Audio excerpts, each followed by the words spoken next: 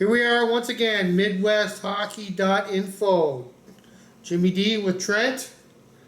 Welcome back. This is our fifth and final NHL team preview as we take a look at the St. Louis Blues, one of the 5 teams that's in the Midwest region.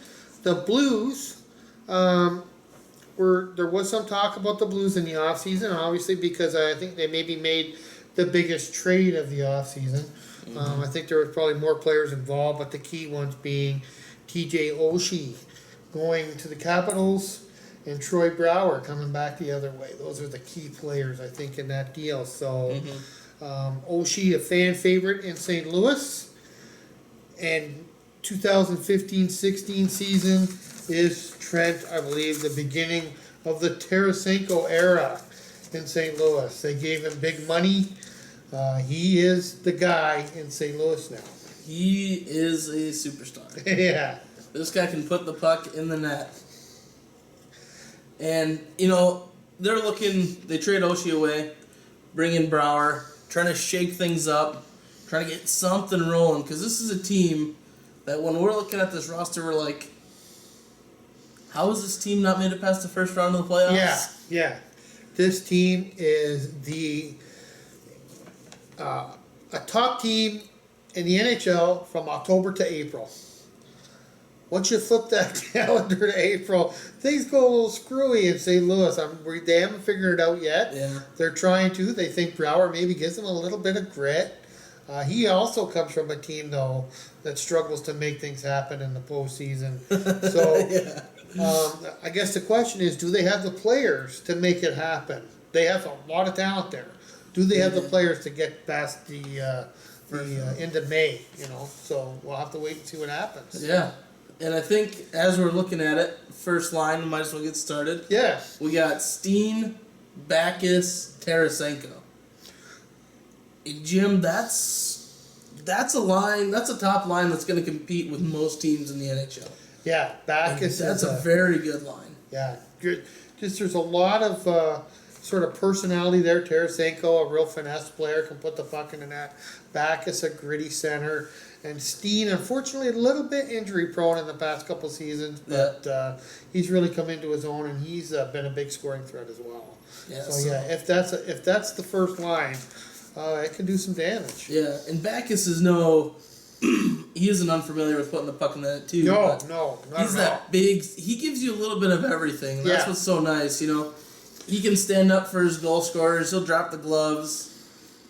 He's a raw competitor. He's giving it 110, and that's why he's wearing the C there in St. Louis. Yeah, and he's a bit of a dying breed in the NHL. That real power forward kind of guy. It's become a little bit of a finesse game, but he can put the puck in the net. There's no doubt about that.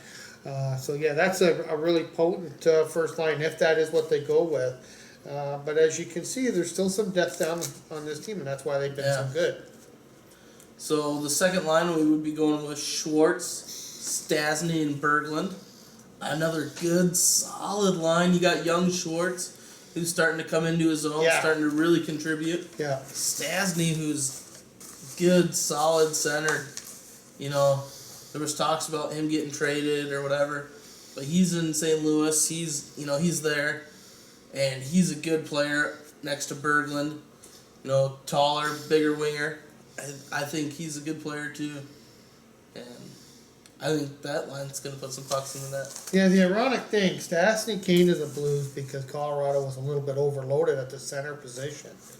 He comes to the Blues and he's high up. We have him second on our depth chart, but that's a pretty talented group of centers there too. So he might find himself in the same position, although I think he's...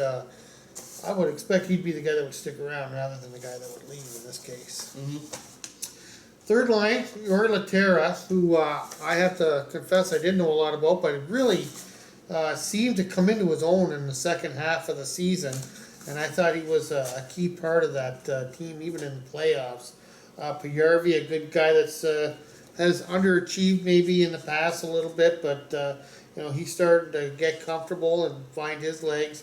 And we had Brouwer on the third line just because he's a little bit more of a kind of a physical sort of winger rather than. But again, he can put the puck in the net too. But that is a pretty solid third line too. Yeah, I think that could be a line that also puts the puck in the net. But like you said, we put Brouwer on the third line just because he's a little more physical than he is a scorer. Yeah, so, that's why we rank Berglund ahead of him a little bit. Yeah. So yeah, good third line. Good third line. Like, be interesting to see what Pujärvi can do. You know, I think there's been some expectations in him, particularly in Edmonton, I guess. But yeah, we'll see what happens there. And interesting fourth line, Brodziak, I believe, might have come over from the Wild last year. Good, again, another guy who's, you know, who definitely has a possible talent level that he can get to.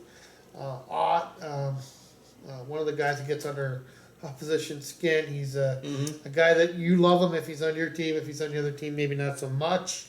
And then Karan to round out the fourth line. That's pretty good talent there. And then where I really think, you know, this is a really big bright spot for St. Louis is their first couple lines on defense. Yeah. And that's because I feel like these four guys, especially three of them, could probably be on the first line of most teams in the NHL. Yeah. That's Pietrangelo, Shattenkirk that we put on the first line. You know, two very good players. Yeah. I know coming around draft time, there was a lot of rumors that Shattenkirk was going to the Wings. Oh, really? And I was drooling. I'm like, yes, yeah, please. And it didn't end up happening. And if I was St. Louis, I wouldn't want to trade him away either. Because I think that's a very good first defensive line. And, you know, it's pretty young. Could be there for quite a few years to come. Then you got Bouwmeester, who he's been around for a while. Great, good all-around defenseman. Yeah. And then Gunnarsson bringing in that top four. Yeah, really, that's four defensemen that I know we've said it many times with some other teams and stuff, but they're almost interchangeable. If we had Bouwmeester and Gunnarsson as a top pair, you wouldn't flinch at it, except that you'd have Pietrangelo and Shattenkirk on your second pair. I mean, that's those are four really solid defensemen, and you know that the defense is going to be built around those four guys. They're going to eat a lot of minutes on that blue line, and they're going to be key players. And then bringing up the third line, we got Butler, the St. Louis native, and Lindbaum. Right, and there was another guy that we weren't sure, but we toiled over that, and I'm trying to think who it was. But this is the two we went with. Lindbaum, the younger one.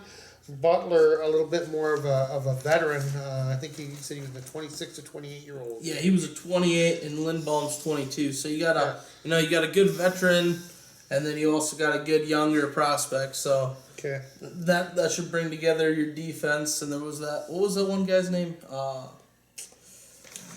They do have a couple more guys here too. Actually, one of them is, and I don't think he was one of the guys that we thought about, but Peter Harold is a guy that's he's a veteran defenseman. He's had some NHL time. Robert Bortuzzo was the one that we were talking about as well. So Harold or Bortuzzo, and again, they're going to have more than six.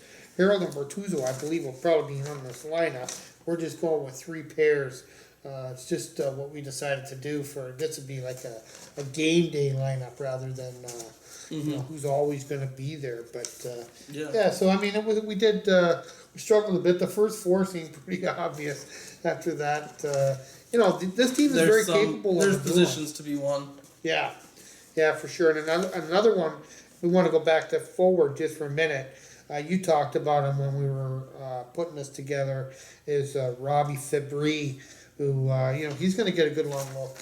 Yeah, and training camp. He really impressed when I was watching the World Juniors this past winter. Yeah, man, he was definitely a contributor on a very deep, very strong team there for Team Canada. Yeah, young, but you know, he'll make a push. It'll be a tough decision if he starts the season with the Chicago Wolves. It wouldn't be terrible, I guess, but definitely a guy who's going to get a good look in training camp. Yeah. And then goalies, when we were talking about these two, we're talking probably more of a 50-50 pairing. Yeah. Maybe 60-40, slightly leaning towards who we picked was Elliott. Yeah. Elliott is a capable NHL goaltender. I don't think he's, they kind of showed a little bit of a lack of confidence in him a few years ago when he went out and got Miller, thinking that was what was going to push him over the hump. That experiment, crashed and burned. And they got these two again, Elliott and Allen. Yeah. Like I say, people point fingers at the goaltenders a lot for failures and stuff like that. But hey, this team has won a President's Trophy, and they're always in the running for top spot. Yeah. October to April, this team is solid. They just they need to find a way to get past that first and second hurdle in probably the toughest division in the NHL. Yeah. And they're definitely, as you can see, a strong team who's going to compete. And yeah, they haven't won in the playoffs, but if I'm lining up with a team in the first round, this is not one of those teams I want to play against. Yeah, right, yeah. Well, they don't want to play against a couple of teams too, because they've had a hard time with them. But this is certainly a lot of guys here that were on the golf course a lot earlier than expected this past year, the year before that. I think it's been 3 years that they really have had this solid group, and the pressure's on them now a little bit to make sure something happens in the postseason. Yep. Whether it means putting a little bit less importance on the regular season, I don't know. I don't think so, but we'll have to find out. This is going to be one of the more interesting teams to watch this year. Yeah, definitely, I agree, especially come playoff time. So before I forget, which I do every time, I want to let you know that there's a couple other ways to watch us. We really do appreciate the support with our YouTube videos that we put out there. And it's, for me, I'm kind of discovering all the social media, but we did open up a Facebook page just this past week. Midwest Hockey Info is the name of the page. And it's got a pretty high number of likes in the first week. We do appreciate the support, but that's just another way to watch us. The number one thing I really would like to stress, though, is our website, midwesthockey.info. I've been working really hard to kind of get caught up there. I'm a little bit behind on getting stories up and stuff like that, but that's the main impetus for this is midwesthockey.info, our website. And Trent, you want to talk about the Twitter as well? Yeah, the Twitter signature is at Midwest_hockey. And then the page is actually called Midwest Hockey Info.